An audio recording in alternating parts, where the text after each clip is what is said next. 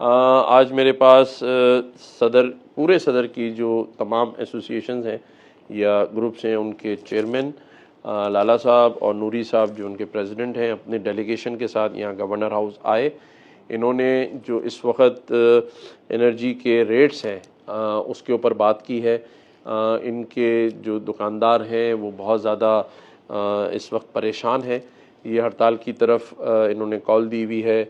अभी 3 घंटे की कल हमने 3 घंटे की बात की। मैंने इनसे ये रिक्वेस्ट की है, क्योंकि अभी मैं इस्लामाबाद जा रहा हूँ, तो मैंने इनसे ये कहा है कि मैं आपके इस मौक़िफ़ को इस्लामाबाद के ऐवान में साहिब इख्तियार लोगों के सामने रखूँगा और पूरी कोशिश करूँगा कि इसमें क्या इनको रिलीफ़ मिल सकता है।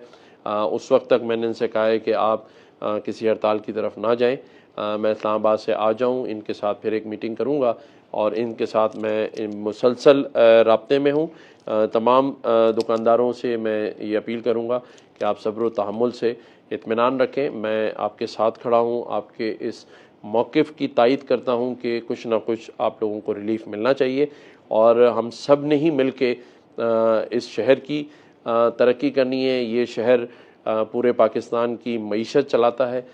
यहाँ पर जो दुकानदार हैं ये अपने खून पसीने की कमाई से जो टैक्स देते हैं, उससे मईशत का बड़ा पहिया इस कराची शहर से चलता है।